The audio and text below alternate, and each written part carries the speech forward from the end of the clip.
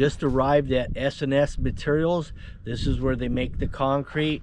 Goes into the mixing trucks and it goes to all the job sites.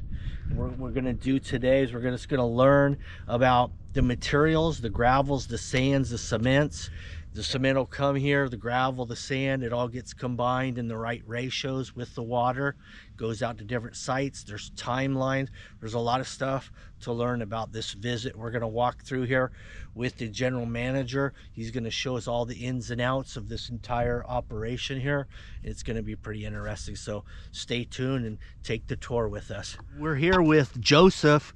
He's the assistant general manager. Yes. And we have his brother Eddie, which is dispatch.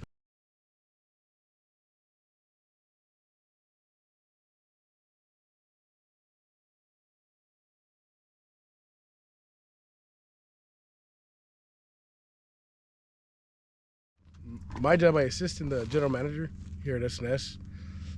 Paperwork. I foresee the shop area, my mixers over here in the crusher area. Just help them out, you know. In other words, you're the guy that fills in the blank. When something is happening, anything goes wrong, you're jumping from, you know every aspect of it, right. So you can fill any void needed. Right. That's ideal. So when you're on that loader, you pretty much know, right? I mean, when you're hitting different soils and stuff, you know what you're looking at, whether it's going to be good material to utilize for concrete, probably. Yeah. You can tell by looking at it. That, and like they'll use the excavator out here. If we bring the loader back here, when it's real hard to get into, then it's most of that caliche stuff. So that side of this hill right here is caliche. You can Caliche and clay mixed. That's not good. Yeah. Is it hard to dig too? Yeah. When you get into that, Yeah. it kind of sets up almost like concrete, huh? Yeah. Oh yeah. They call it nature's concrete. Nature's concrete, yeah. I know. When I was living in Vegas, we were digging up. They always had to bring breakers in to dig swimming pools in because they had to go through the caliche to dig a hole. I used to pilot drill to get a stake in the ground to just set forms. Yeah. A lot of times they'd go in on a housing tract, you know, dynamite the whole area down a certain level, you know, and then we'd come in. Sometimes the caliche wasn't deep enough, so we have to pre-drill just to get stakes in the ground. Let's see where this material goes right after they excavate from here, where it goes next.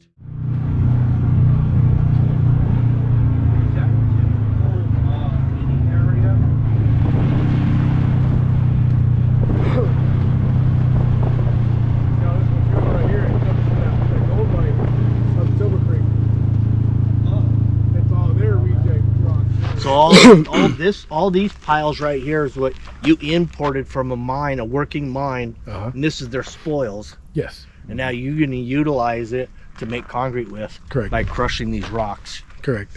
Oh, that's cool. Now you see these piles right here? Those are our native rocks from the pit we just came from. Oh, okay. They'll come up here and just dump. Oh, this is where they dump it at. Yeah, the huge. It doesn't look like a lot of rock in there, but I guess there's enough, huh? Quantity-wise, I guess, you know. That's a lot of sand. I bet.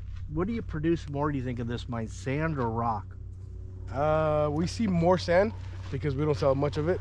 But the rock, you know, like that big ass pile right there, that's sand. That's pure sand. That's pure sand. And you have no use for it. That back there. Yeah. And there's no use for any of that because you got an abundance of it. Yeah. You're just trying to go through this to get the rock out of it. Yeah. Mostly. So like I said, we don't see the rock because it's gone. Yeah. The majority of the sand is leftovers. But all these piles could be, you could use it for concrete if you washed them, right? If you were to wash these piles, it'd be good working sand for concrete. Oh yeah. So all these piles, once they go here from where we just were, then they start dumping them in this? Yeah, up top. Yeah. Oh, they dumping them on top. Oh, there's a ramp. Yeah. Oh, they drive up this ramp, drop it up there, and everything else drops onto that conveyor, build a pile. 1.5 feet or less, shoots up there. You see that big cone? Yeah. It's all surge pile. It stays on top of a belt that's underneath ground in a container. and that goes on to another belt, and it feeds it. There's something underground from that pile Oh yeah. that's pulling it out. Mhm.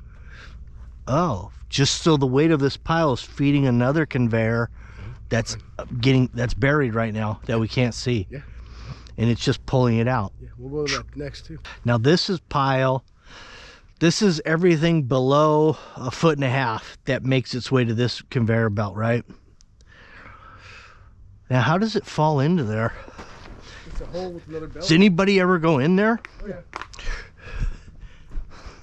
This is a big shipping container, huh? That's been reinforced shipping container. Yeah. It's a mess right now. Oh, they have lights on. Oh, lights on. It falls in here somehow, everything. There's a big hole in here. Yeah, it's gotta be. Feel the temperature difference? Yeah, this is nice. Hey, in the summer, can you tell the difference? Oh yeah. When it's 120 outside, what's it in here? Still 100. That's full of material right there. Oh yeah. So that big pile is working its way to this conveyor. And then if it gets jammed up by a big rock that didn't get shot out the side, you have to remove that pile to break the dam so it'll start dropping again. Then it comes up. Yeah. Shoots up this conveyor.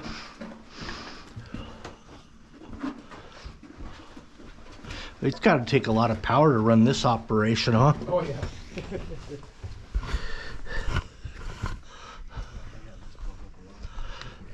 Okay, this shoots up this way. Yeah, and this shaker deck right here is the 6x20. So it's 6 foot by 20 feet. So all of our rock will shoot out the other side. All our sand will drop from this one and shoot up this way down to our wash plant. So on the left side, if we split the box, our left side will be mortar sand and our right side will be concrete sand. So what's the difference between mortar sand and concrete sand? Concrete sand has that little bit of real small rock in it, Uh-huh. and then the mortar sand is more clean. There is no rock at all. Yeah. But they're still equally as clean, but one just has some rocks in it and one doesn't. Yeah, exactly. That's finished product right there. It's concrete. This is concrete sand because it's got the rock in it. Yeah. And those, you know, the screen I was showing you in the back of the little rock stuck in the screen? Uh-huh. That's what that will pull out from the middle right here to make our mortar sand. To make the mortar sand. These are our screens that we'll put in the shaker decks. That once the cone starts grinding them down, breaking them up, it'll go through these. Like those are our 3/4 right there screens. Uh-huh. And then This right here is your 3/4. No. All these shakers, you can just start changing the size screens to get whatever you want. yes.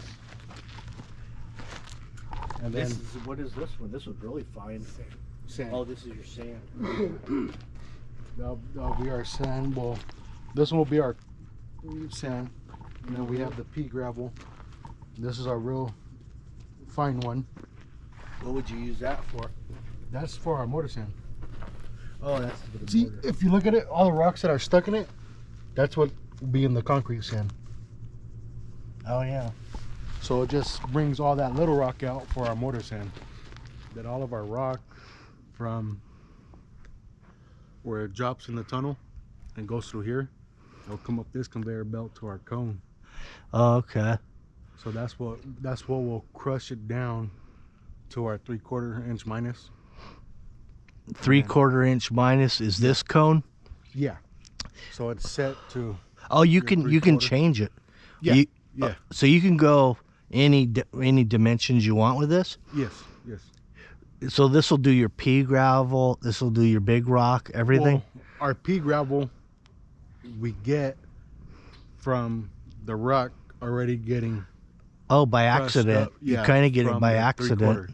Oh, I see. Yeah. So you start big. Whatever's left over makes your small rock. Yeah, like this ones are 7x20. They're 7 foot by 20 foot. Yeah. So that one has 3 different size screens in it. We'll get our 3/4 inch minus. We'll get our pea gravel, and we'll get our crusher fines. So it'll separate through all that. Oh, so there's like 3 bays within that shaker. Yeah. Yes. Oh. And this one has 2 bays. Oh, okay. I get it. So you're each one of these shakers is separating sizes of aggregates within itself. Yeah. So it doesn't have to go to another location No, it's to all separate. done. It's done within one. So these 2 pretty much separate all of our aggregates. Yeah, they do identically the same thing, but you could just run more volume by having that many. Yep. If you see those conveyor belts where the gray rock is at, the 3/4 rock, Yeah. if you follow it up to here, you see how you have this conveyor belt, then the other one. Yeah. This will be our crusher fines. The other one in the middle will be the pea gravel going out. You see the pipes on the side of it. That's the head water. So A bunch of water pushing it. yeah, pushing it while it's still. Where's the water come from? The pipes on the side of the tubs. Oh yeah. Okay, that's the water that's it's feeding that whole system. It'll push it all down the headwater, while at the same time it's bringing it up. Oh, so water's shooting down, And auger's pushing up. Yep. So that way You get real good clean. Yeah. All right, here's your 3/4 rock, nice and clean. And you can see there's no sand left in this.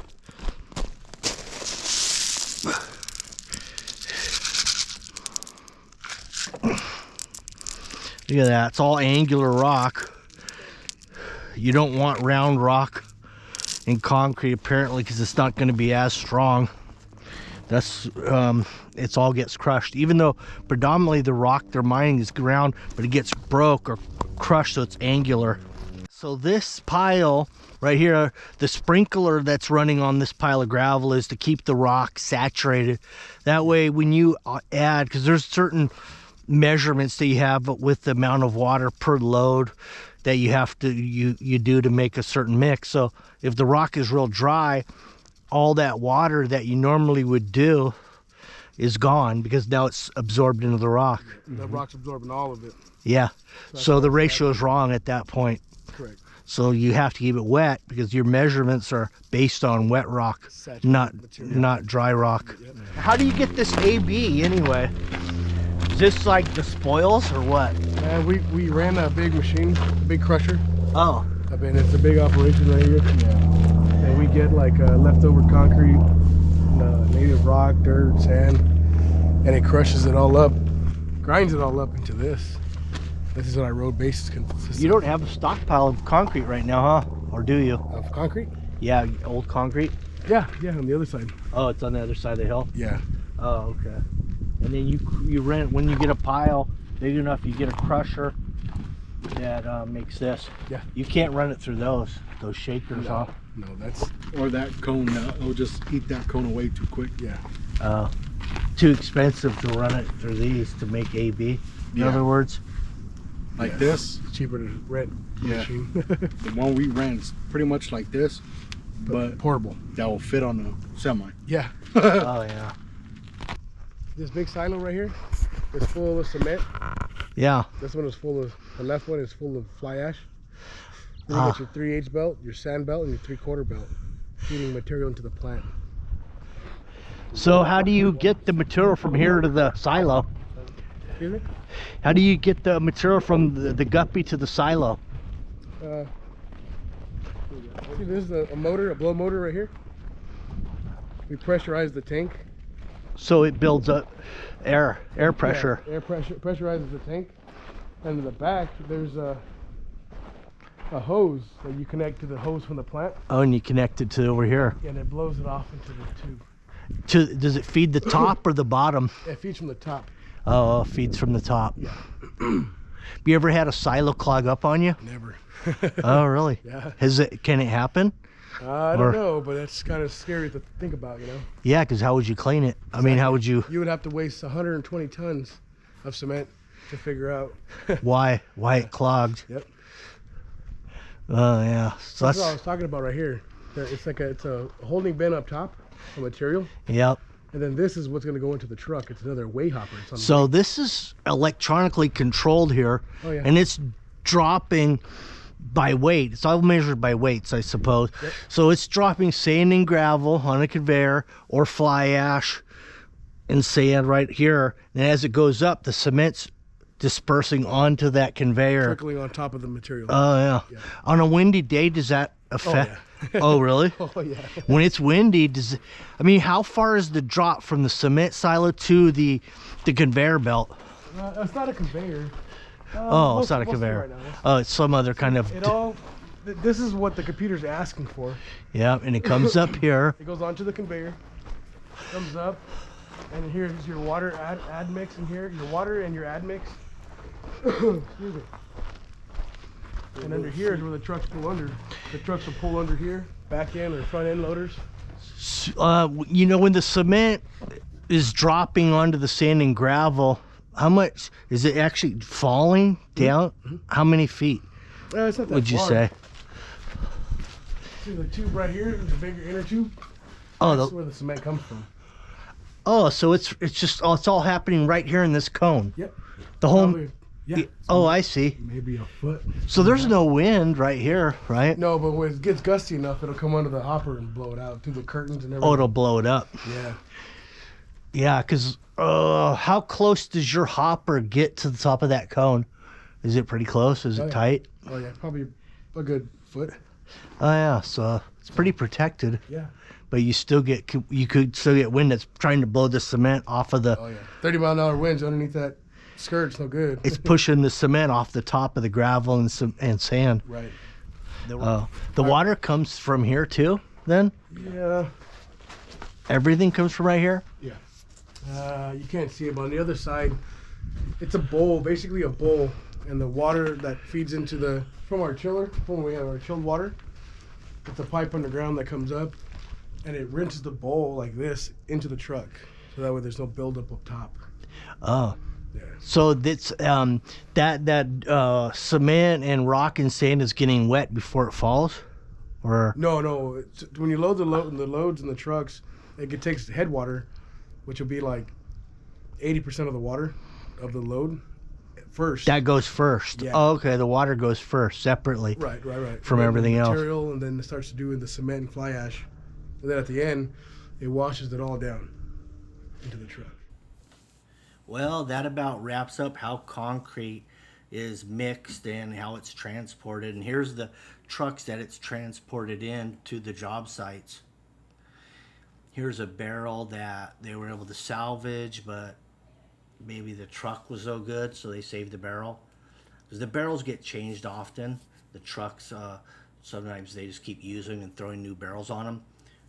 Yeah, thanks a lot, Joseph. Yes, sir. Thanks for walking us through this. Thanks, Eddie. No problem. Appreciate it. No problem. Anytime. That helps. That's going to help everybody that likes to watch concrete go down. It's going to help them to understand the processes, at least a lot of the process, getting it to the job sites. It all starts really here. And then, we get what they give us. We work with it, and sometimes it's good. Most of the time it is. Sometimes, you never know. I don't know if we keep that, but well, that about wraps up this video. Make sure you like, share, subscribe, hit the notification button if you want to be notified on our next upload. Have a good day.